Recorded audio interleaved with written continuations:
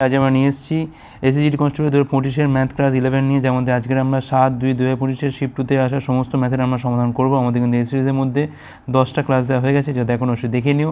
আগামী পরীক্ষার জন্য এই ধরনের প্রশ্ন প্র্যাকটিস করে যাওয়াটা কিন্তু খুবই দরকার। চলো দেখে নেওয়া যাক এই শিফটে কেমন ধরনের প্রশ্ন এসেছিল। প্রথম প্রশ্ন এখানে বলছে, একজন সেলসম্যান তার দোকানে নোটবুক কেনার জন্য 25টা কিনুন এবং 5টা বিনামূল্যে পান একটা ডিসকাউন্ট স্কিম অফার করেন। তিনি দাবি করেন যে একটি নোটবুকের দাম হচ্ছে 10 টাকা, কিন্তু বাস্তবে তার দাম হচ্ছে কত না 5 টাকা। তার লাভের শতাংশ এবং স্কিম ডিসকাউন্টের মধ্যে পার্থক্য খুঁজুন। আগে দেখো আমরা প্রথমে এখানে স্কিম ডিসকাউন্টটা বার করে নিই। কী আছে এখান থেকে, 25টা কিনলে 5টা বিনামূল্যে। তার মানে দেখো যদি কিনতেও 30টাই কিনতাম, প্রত্যেকটা দাম যদি ধরি আমি 1 টাকা করে, তাহলে দিতে হতো কত আমাকে 30 টাকা। সেখানে দিতে হচ্ছে কত আমাকে, দিতে হচ্ছে আমাকে এখানে 25 টাকা। তার মানে আমাকে দিতে হচ্ছে 5 টাকা ছাড় দিতে হচ্ছে এখান থেকে। তাহলে এখানে 100-এর উপর কত ছাড় হচ্ছে না, 100-এর উপর হচ্ছে এখানে 100/6। এটা হচ্ছে আমার স্কিম ডিসকাউন্টের ছাড়, ঠিক আছে। আচ্ছা, এবার হচ্ছে আমার প্রফিটটা কত হচ্ছে, প্রফিটটা কত দেখো, 25টা কিনলে 5টা বিনামূল্যে, তো 5টার দাম তো আমি ধরবো না। 30টা নোটবুকের এসপি, 30টা নোটবুকের এসপি সমান সমান 25টা নোটবুকের এসপি, কারণ 5টা তো আমাকে বাদ, যার দাম কত না 25 × 10 250। কিন্তু বাস্তবে কিন্তু এত দাম নয়। কত দাম, কারণ 30টা নোটবুকের দাম কত না 30 × 5 অর্থাৎ 150 টাকা কিন্তু প্রকৃত দাম। এটা হচ্ছে আমার সিপি। তাহলে 150 টাকা জিনিসটা বিক্রি হচ্ছে 250-তে, মানে 100 টাকা হচ্ছে লাভ। 100 টাকা লাভ হচ্ছে 150-এর ওপর। তাহলে আমাদের এখানে 100-এর ওপর কত হবে, 50 2 3, মানে 200/3। তাহলে আমাদের এখানে বলছে পার্থক্য খুঁজুন। তো আমি উপরে নিচে 2 দিয়ে গুণ করে পাচ্ছি, কিন্তু আমি 400/6। তাহলে এইটা আর এইটার মধ্যে পার্থক্য কত হবে, 400/6 মাইনাস 100/6। তার মানে এখান থেকে পাচ্ছি আমি 300/6। তার মানে 50% হচ্ছে এখানে আমাদের পার্থক্য। অপশান সি হচ্ছে এখানে আমাদের রাইট অ্যান্সার। ভালো প্রশ্ন কিন্তু এটা। পরের প্রশ্ন কী বলছে এখানে, 18 এবং 98 বলছে মধ্য সমানুপাতিক হচ্ছে 2a + 6। তাহলে এর মান কত। তো দেখো এখানে 2a + 6 হচ্ছে মধ্য সমানুপাতিক, অর্থাৎ √18 × হচ্ছে 98। দুটো সংখ্যার মধ্যে মধ্য সমানুপাতিক কী করে বার করেন, তার গুণফলকে রুট করতে হয়, তাই না। তো কত হবে এখান থেকে না 2a + 6 এখান থেকে পাচ্ছি আমি, আর এখান থেকে পাচ্ছি আমি 2 × 9, 2 × হচ্ছে 49। এখান থেকে 2 থেকে একটা 2 বাইরে আসছে, 9 থেকে একটা 3 বাইরে আসছে, আর 49 থেকে একটা 7 বাইরে আসে। 3 সাথে 21, 2 হচ্ছে এখান থেকে 42। এই 6টা বিয়োগ করলে কত পাচ্ছি, এখানে আমরা 36 পাচ্ছি। তাহলে এর মান কত হচ্ছে এখান থেকে 18। অপশান সি হচ্ছে এখানে আমাদের রাইট অ্যান্সার। পরের প্রশ্ন কী বলছে এখানে, তো ওখানে বলছে এই দুটো রাশি দেওয়া রয়েছে, বলছে এর তৃতীয় সমানুপাতিক হলো কত। আমি ধরলাম এখানে তৃতীয় সমানুপাতিক কত না এ। তাহলে এক্সের পাওয়ারে কত আছে এখান থেকে না 2.5, তলায় আছে হচ্ছে ওয়াইয়ের পাওয়ার হচ্ছে 1.5 × জেডের পাওয়ার কত আছে এখান থেকে না 3.5। ঠিক তার তলায় এটা বসবে, এক্সের পাওয়ার হচ্ছে 0.25, ওয়াইয়ের পাওয়ারটা বসছে এখান থেকে 0.25, তলায় বসবে কত না জেডের পাওয়ারটা হচ্ছে -0.25 সমান সমান। এইটাকে আমি আবার লিখবো এখানে, কারণ এটা তৃতীয় সমানুপাতিকের ক্ষেত্রে মাঝখানেটা ডবল নিতে হয়। 25 × ওয়াইয়ের পাওয়ার হচ্ছে 0.25, আর এখানে রয়েছে জেডের পাওয়ারটা কত, জেডের পাওয়ারটা এইখানে রয়েছে, সরি তলায়, জাস্ট এটা তলায় লিখছি আমি আপাতত 0.25 মাইনাস, আর তার তলায় রয়েছে এ। এখন এর সাথে এটা গুণ করে দিই, এর সাথে এটা গুণ করে দিই, তাহলে এ × এক্সের পাওয়ার হচ্ছে 2.5 × জেডের পাওয়ার হচ্ছে 3.5, তার তলায় হচ্ছে ওয়াইয়ের পাওয়ার হচ্ছে 1.5। জিনিসটা সোজা, কিন্তু এত বেশি পয়েন্টে দিয়ে দিয়েছে, কিন্তু এটাকে কঠিন করে দিচ্ছে। এখন দেখো এক্সের এই পাওয়ারটা আর এক্সের এই পাওয়ারটা গুণ হয়ে গেলে কী হবে, এক্সের পাওয়ারটা হয়ে যাবে এখান থেকে 0.5 হয়ে গেল, ঠিক আছে। একইভাবে ওয়াই এর পাওয়ার রয়েছে এখান থেকে 0.25, জেডের পাওয়ার রয়েছে -0.25। এখন এখানে আবার একটা এরকম 0.25 রয়েছে, জেডের পাওয়ারটা রয়েছে -0.25। তার মানে ওয়াইয়ের পাওয়ারটা হয়ে যাবে এটা 0.5, আর জেডটাও হবে কি এখানে -5, মানে -0.5, যেটা ওপর উঠলে কী হবে এটা আমার 0.5 হয়ে যাবে, ঠিক আছে।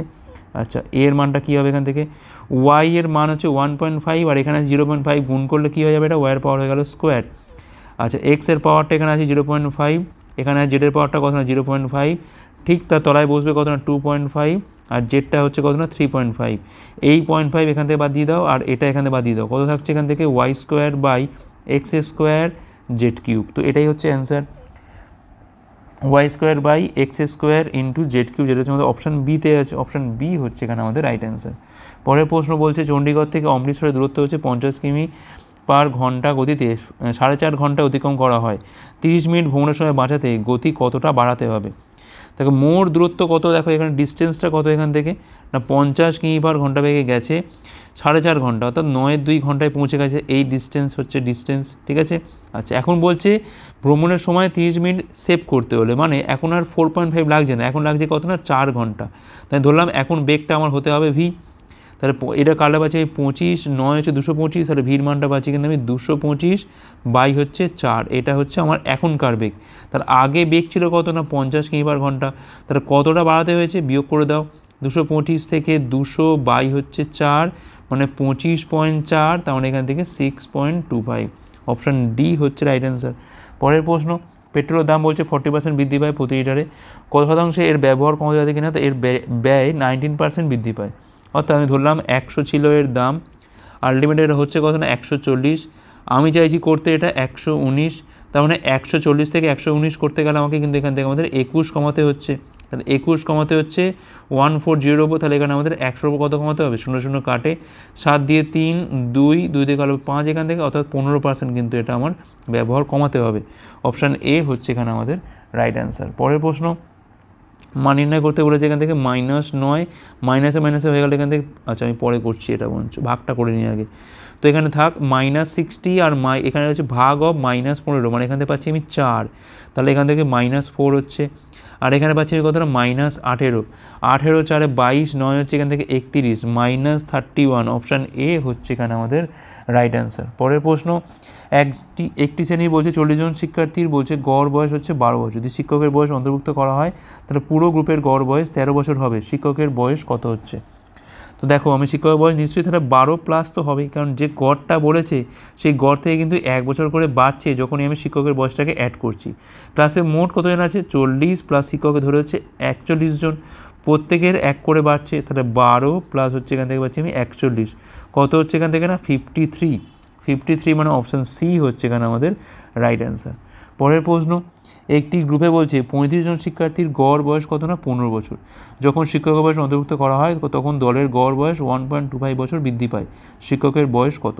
একইভাবে কী হবে, নিশ্চয়ই 15 বছর প্লাস, এখন দেখো প্রত্যেকের বয়স 1.25 করে বাড়ছে, মোট কতজন আছে 35 জন শিক্ষার্থী আর একজন, মানে 36 জনের, মোট বাড়ছে কত না 1.25 করে, মানে 125/100 করে বাড়ছে, 15 প্লাস 36 ইন্টু 125 হচ্ছে 100, 25 দিকে আলো আছে এখান থেকে 5, 25 দিকে আলো আছে 4, নং এটা হচ্ছে 45 পাচ্ছি, 45 15 হচ্ছে কত পাচ্ছি এখান থেকে আমি 60, অপশান বি হচ্ছে এখানে আমাদের রাইট অ্যান্সার।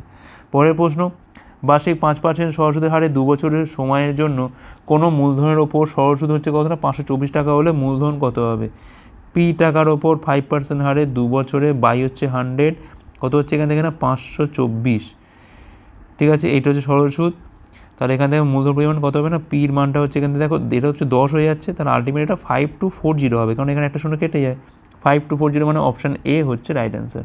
পরের প্রশ্ন, রম্বসের খণ্ডগুলোর পরিমাপ কত এখান থেকে 4 সেমি এবং 6 সেমি, এটির ক্ষেত্রফল কত, কি হয় হাফ ইন্টু কর্ণদ্বয়ের গুণফল, 4 ইন্টু 6 কত হবে এখান থেকে না 12 হবে, 12 হচ্ছে এখানে আমাদের রাইট অ্যান্সার, অপশান বি। পরের প্রশ্ন কী বলছে এখানে, অজয় 4% বার্ষিক সুদের হারে এইচডিএফসিতে কিছু টাকা বিনিয়োগ করেছেন, বার্ষিক চক্রবৃদ্ধি বিবেচনা করে 2 বছর পর অজয় চক্রবৃদ্ধি সুদ হিসাবে 204 টাকা পেলে তার সহজ সুদ কত টাকা হবে। তাহলে এইটা হচ্ছে আমার কম্পাউন্ড ইন্টারেস্ট, এটা হচ্ছে আমার সিম্পল ইন্টারেস্ট।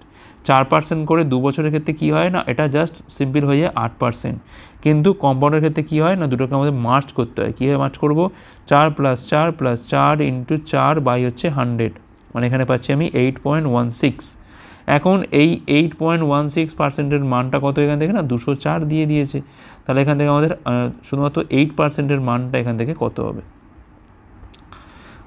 204 বাই হচ্ছে 816, তলার 100টা আমি ওপরে লিখছি, ইন্টু হচ্ছে 8 দিয়ে কালো আছে এখানে আমি 102 দিয়ে কালো 2 পাচ্ছি এখান থেকে, তাহলে 200 হচ্ছে এখানে আমাদের রাইট অ্যান্সার। সহজ সুদ কত হবে এখান থেকে না 200, অপশান বি হচ্ছে রাইট অ্যান্সার। পরের প্রশ্ন, যদি রবির আয় রামের তুলনায় 24% বেশি হয় তবে রামের আয় রবির তুলনায় কত শতাংশ কম, 24%, তার মানে 24 বাই হচ্ছে 100, তাহলে 4 দিয়ে কালো হচ্ছে এখানে আমি 6, এখানে কালো হচ্ছে 25, অর্থাৎ যদি রামের আয় হয় 25, তাহলে রবির আয় কত হবে এখান থেকে, রবির আয় হবে কিন্তু এর উপর 6 বেশি, অর্থাৎ 31, তাহলে হচ্ছে রামের আয় রবির তুলনায় কতটা কম, দেখো 6 কম, 6 কম কতর উপর না 31-এর উপর, তাহলে এখানে 100-এর উপর কত কম, তাহলে 600/31%, এটাই তো অ্যান্সার। অপশান বি হচ্ছে এখানে আমাদের রাইট অ্যান্সার। পরের প্রশ্ন, বৃহত্তম সংখ্যা যাকে দিয়ে 1477 এবং 671কে ভাগ করা হলো 0 এবং 6 ভাগশেষ পাওয়া যায় যথাক্রমে, তা হলো কত। দেখো প্রথম কথা হচ্ছে আমরা যে ভাগশেষটা বেরোচ্ছে সেটাকে আগে এখান থেকে বিয়োগ করে দিই। তো কত দেখো, এটা তো আমাদের আলটিমেট একই থাকে। 671 থেকে যদি আমি 6 বিয়োগ করি কত পড়ে থাকছে এখান থেকে না 665 পড়ে থাকছে। তাহলে আমাদের এদের মধ্যে HCFটা বার করতে হবে, তাহলেই তো হয়ে যায়। HCFটা বার করে দেখি আমরা। তো এখানে দেখো অপশান অনুযায়ী কী হতে পারে, দেখো 17 দিয়ে এবার ভাগ করে দেখি, দেখো 4 17 যেটা হবে না কেন ভাগ তো যাবে। তো অপশান টেস্ট করি, 3 17 51, 4 17 51 করলে হচ্ছে তোমার 15, এটা ভাগ যায় না, বাদ দিয়ে দাও। 16 দেখো 2-এর মাল্টিপিল, তো এখানে তো 2 নেই মানে ভাগ যাবেই না, বাদ দিয়ে দাও। 20 তাও তো হবে না। আর 7 দিয়ে দেখো যাচ্ছে, দেখো 7 এবং 63 দেখো ভাগ মিলে যাচ্ছে, মানে 7ই হচ্ছে অ্যান্সার এখানে। অপশান ডি হচ্ছে এখানে আমাদের রাইট অ্যান্সার। ঠিক আছে, কোনটা দিয়ে ভাগ যায়, একমাত্র 7 দিয়ে ভাগ যায়, মানে 7 হচ্ছে এখানে HCF। পরের প্রশ্ন, প্রমোদ 154টা চেয়ার বিক্রি করে এবং 54টা চেয়ারের বিজ্ঞাপনের সমান লাভ করে, তার লাভের শতাংশ কত নির্ণয় করো।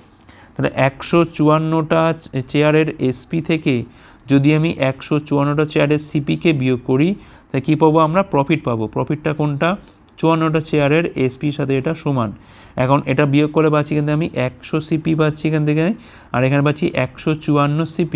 তাহলে SP/CP রেশিও কত হচ্ছে এখান থেকে 77 আমি দরকার নেই কাটাকুটি করা, এমনি রেখে দিই। 154 হচ্ছে 100, তার মানে 100 টাকায় কেনা, 154তে বিক্রি, মানে 54 লাভ হচ্ছে 100-র উপর, তার মানে 54%, এটাই তো অ্যান্সার, 54%। অপশান ডি হচ্ছে এখানে আমাদের রাইট অ্যান্সার। পরের প্রশ্ন, একজন দোকানদার 520 টাকার দ্রব্য কেনে এবং 20% লাভ পেতে হলে ক দামে এটাকে বিক্রি করতে হবে। তাহলে 520-র ওপরে আমরা এখানে 120/100 চাপাবো, 2 শূন্য কাটে এখান থেকে 52 আর 12 গুণ করলে পাচ্ছি 24-এ 4 2 60 62, 624 হচ্ছে এখানে আমাদের রাইট অ্যান্সার। অপশান সি হচ্ছে রাইট অ্যান্সার। পরের প্রশ্ন, কৃষের কাছে বলছে 1224 টাকা আছে, তিনি এটিকে তার ছেলে বীর এবং নিতিনের মধ্যে ভাগ করে দেন, তবে তাদের বার্ষিক চক্রবৃদ্ধি হারে 4% হারে বিনিয়োগ করতে বলে। দেখা গেল যে বীর এবং নিতিন 12 এবং 13 বছর পর একই পরিমাণ টাকা পেয়েছে, কৃষ নিতিনকে কত টাকা দিয়েছে। তো বীরকে দিয়েছে ধরি আমি X টাকা, আর নিতিনকে দিয়েছে এখানে Y টাকা। তাহলে X টাকার ওপর 1 + 4% হারে কম্পাউন্ডে 12 বছর পর যে টাকাটা হবে, এই Y টাকার ওপরও একই হবে 4% হারে 13 বছরে হবে সেম টাকা। তাহলে এখান থেকে খুব সহজেই X/Y কত পাচ্ছি আমরা, 1 + 4/100, কাটাকুটি করলে একটাই পড়ে থাকে এখান থেকে। তো কত পাচ্ছি এখান থেকে আমরা, 4 দিয়ে কালো হচ্ছে এখান থেকে 1-এর 25, মানে উপরে পাচ্ছি হচ্ছে 26/25, এটা হচ্ছে আমার রেশিও। দুটো মিলিয়ে কত হয় এখান থেকে, এখানে 51 হয়। মোট টাকা কত, 1224। একের মানটা কত হচ্ছে এখানে 51, দুগুণ হচ্ছে 102 পাচ্ছি এখান থেকে আমরা, 204 মানে পাচ্ছি এখান থেকে আমি, একের মানটা হচ্ছে এখান থেকে 24। তাহলে কৃষ নিতিনকে কত দিয়েছে, নিতিন মানে হচ্ছে এখানে ওয়াইয়ের মান, অর্থাৎ 25-এর মানটা কত হবে এখান থেকে, 25-এর মানটা হবে এখান থেকে 24 × হচ্ছে 25, 4 পরিসং 100 শূন্য হাতে হচ্ছে 10, 25 দুগুণে 50, 10 হচ্ছে 60, মানে 600 দিতে হয়েছে, 600 দিয়েছে তাকে। অপশান বি হচ্ছে এখানে আমাদের রাইট অ্যান্সার। পরের প্রশ্ন, মান নির্ণয় করো। 32/8 মানে পাচ্ছি কিন্তু আমি 4 × 4 - 9, তাহলে 16 থেকে 9 বিয়োগ করলে কত পাচ্ছি কিন্তু আমরা 7 পাচ্ছি। অপশান সি হচ্ছে এখানে আমাদের রাইট অ্যান্সার। পরের প্রশ্ন, তো এখানে বলছে বৃহত্তম সংখ্যা যেটি দিয়ে 943 এবং 1957কে ভাগ করা হলে 7 এবং 1 ভাগশেষ পাওয়া যায় যথাক্রমে, তা হলো কত। তার 943 থেকে আগে আমি 7কে বিয়োগ দিই, কত পাবো এখান থেকে 936, আর 1957 থেকে আমি আগে একটাকে বাদ দিয়ে দিই, কত পাচ্ছি এখানে 1956। তাহলে এদের মধ্যে যে গসাগুটা হবে সেটাই হচ্ছে আমার এখান থেকে অ্যান্সার। দেখো 13 দিয়ে ভাগ যায় কিনা দেখি আমি, 7 13 91 যাচ্ছে, এটা দেখি আমি 13কে 13 6 5 5 পয়সা দেখো, তারপরে আর ভাগ যায় না। 10 দিয়ে ভাগ যায় কি না, শূন্য লাস্টে নেই মানে যাবে না। 28 মানে হচ্ছে 4 × 7, 4 মানে দেখো 4 দিয়ে ভাগ দিতে গেলে দেখো লাস্ট দুটো ডিজিট কী দিতে হবে, ভাগ যেতে হবে, তো দূরেই যাচ্ছে। 7 দিয়ে দেখি, 7 13 91 যাচ্ছে না, দেখো 3টেই যাচ্ছে, মানে তাহলে একমাত্র অ্যান্সার কী পড়ে থাকছে এখানে, অপশান এ। 12 মানে কি না 4 × 3, লাস্ট দুটো ডিজিট দেখো অবশ্যই যায়, তার মানে এটা 4 দ্বারা ভাগ যায়। এখন 3 দ্বারা দেখি ভাগ যায় কি না, তাহলে 9 3 12 6 হচ্ছে এখান থেকে 18, 9 একে 10, 5 15, আর 6 হচ্ছে এখান থেকে 21, তার মানে এটাও 3-এর মাল্টিপিল, এটাও 3-এর মাল্টিপিল, তার মানে কিন্তু এটা যাচ্ছে, তার মানে এই সেভ হচ্ছে কত এখান থেকে না 12, তাহলে 12 হচ্ছে এখানে আমাদের রাইট অ্যান্সার। পরের প্রশ্ন, 340 মিটার এবং 360 মিটার দৈর্ঘ্যে দুটো ট্রেন একই দিকে যথাক্রমে 80 কিমি পার ঘন্টা এবং 90 কিমি পার ঘন্টা বেগে চলছে। পেছন থেকে আসা দ্রুতগামী ট্রেনের অন্য ট্রেনটাকে সম্পূর্ণ অতিক্রম করতে কত সময় লাগবে আমাদের এটা বার করতে হবে। রিকোয়ার্ড টাইম ইকুয়াল টু কী হবে, ডিস্টেন্স বাই হচ্ছে রিলেটিভ ভেলোসিটি। ডিস্টেন্স কত হবে, ওদের নিজেদের দৈর্ঘ্যের সমষ্টি। 340 প্লাস 360 একই দিকে যাচ্ছে মানে বেগটা কী হবে না, বিয়োগ হয়ে যাবে। 90 থেকে 80 বিয়োগ করে ইন্টু 5/18 করে দিই আমরা, দিলে এটা মিটার পার সেকেন্ডে এসে যাবে। আর ওপরে পাচ্ছি আমি 600, আর একে হচ্ছে এখান থেকে 700, 700 ইন্টু 18 বাই 10 ইন্টু হচ্ছে 5। তো এখান থেকে দেখো এই শূন্য কাটে, 5 দিয়ে কালো হচ্ছে আমি এখান থেকে 14 ইন্টু হচ্ছে 18, এটা কিন্তু আমার এসছে সেকেন্ডে, আমাকে করতে হবে এটা মিনিটে, তাহলে এখানে আমি 60 দিয়ে ভাগ করে দিই, তাহলে এটা হচ্ছে আমার মিনিট। 6 দিয়ে কালো পাচ্ছি কিন্তু আমরা 3, এখানে কালো পাচ্ছি আমরা 10, তাহলে 42/10 মানে 4.2 মিনিট। এটা হচ্ছে অ্যান্সার, যেটা আমাদের অপশান বিতে আছে। অপশান বি হচ্ছে এখানে আমাদের রাইট অ্যান্সার। পরের প্রশ্ন, লাস্ট কোশ্চেন, এ এবং বি একটা কাজ যথাক্রমে 30 দিন এবং 10 দিনে করতে পারে। যদি তারা এ দিয়ে শুরু করে বিকল্প দিনে কাজ করে তাহলে কত দিনে কাজটা শেষ হবে। তো দেখো, এ কাজটা করতে পারে 30 দিনে, বি কাজটা করতে পারে হচ্ছে 10 দিনে। 30 লসগু করে পাচ্ছি কিন্তু আমরা 30, এটা হচ্ছে আমাদের টোটাল ওয়ার্ক। এর এফিসিয়েন্সি কত পাচ্ছি কিন্তু আমরা 1 পাচ্ছি, আর বির ক্ষেত্রে কত পাচ্ছি আমরা 3 পাচ্ছি। এখন হচ্ছে কি না বিকল্প দিনে কাজ করছে, প্রথম দিন হচ্ছে বিকল্প কে কাজ করবে না, এ দিয়ে শুরু করছে মানে এ করবে হচ্ছে 1 ইউনিট। সেকেন্ড দিন কে করবে না, বি যাবে গিয়ে করে আসবে কত না 3 ইউনিট, অর্থাৎ দুদিনে কতটা হচ্ছে দেখে নিই আমরা। দুদিনে হচ্ছে এখান থেকে 3 আর 1 হচ্ছে 4 ইউনিট, ঠিক আছে। এখন ইন্টু 7 করে দিই আমরা, এখানে একটু বেশি করে করি। তো এখানে পাচ্ছি আমি 7, 8 দিয়ে করলে অনেক বেশি হয়ে যাবে। 7 দিয়ে করলে পাচ্ছি কিন্তু আমি তাহলে 14 দিনে হচ্ছে এখান থেকে 28 ইউনিট কাজ হচ্ছে, ঠিক আছে। এখন দেখো 15তম দিনে কে যাবে, 15তম দিনে আবার যাবে এ, গিয়ে 1 ইউনিট কাজ করে দিয়ে চলে আসবে। তাহলে মোট কাজ কত হলো এখন, 29 ইউনিট কিন্তু কাজ হয়ে গেছে 15 দিনের মাথায়, ঠিক আছে। 15 দিনে কিন্তু 29 ইউনিট কাজ হয়েছে। তাহলে কাজ পড়ে আছে কত, 30 থেকে 29 গেলে পড়ে থাকছে হচ্ছে 1, এই কাজটা পড়ে আছে। এই কাজটা করতে সময় লাগবে কত, কে করবে প্রথমে না, প্রথমে তো বি করবে, কারণ 16তম দিনে যাবে বি, তার সময় লাগবে কত এখান থেকে না 1/3, কাজ পড়ে আছে 1, তার এফিসিয়েন্সি কত না 3, 1/3, তাহলে মোট সময় লাগছে কত 15 দিন লেগেছিল, তার সাথে লাগছে আরও 1/3, তার মানে 15 পূর্ণ 1/3 দিন হচ্ছে এখানে আমাদের রাইট অ্যান্সার, যেটা আমাদের অপশান সিতে আছে। অপশান সি হচ্ছে এখানে আমাদের রাইট অ্যান্সার। আশা করি বোঝা গেছে। তোমরা যারা ডাব্লিউপি বা কেপি পরীক্ষার, কনস্টেবল কিংবা এসআই পরীক্ষার প্রিপারেশন নিচ্ছ তারা কিন্তু আজকেই প্লে স্টোরে গিয়ে ডাব্লিউপি ম্যাথ এবং জিকে হেল্পার অ্যাপটার এই নামে সার্চ করতে পারো। এবার এই অ্যাপটা নামানোর পর তোমরা কিন্তু পেয়ে যাবে এর মধ্যে বিগত বছর সমস্ত প্রশ্নের সমাধান, গণিত প্র্যাকটিস সেট, গণিত mock test, GK practice set, GK mock test, static GK, প্রচুর পরিমাণে স্টাডি মেটেরিয়াল দেওয়া রয়েছে আমাদের এই অ্যাপটার মাধ্যমে। তোমরা কিন্তু আজকেই এটা চেক আউট করতে পারো। তো এই ছিল আমাদের ক্লাস ভালো হচ্ছে লাইক করো, কমেন্ট করো, তোগুলো পারলে শেয়ার ক্লাসের উপর পরের পার্টগুলোর জন্য আমাদের টেলিগ্রামে যুক্ত হতে পারো যে কোনো ক্লাসে পিডিএফ পাওয়ার জন্য। ভিডিও দেখার জন্য অনেক অনেক ধন্যবাদ।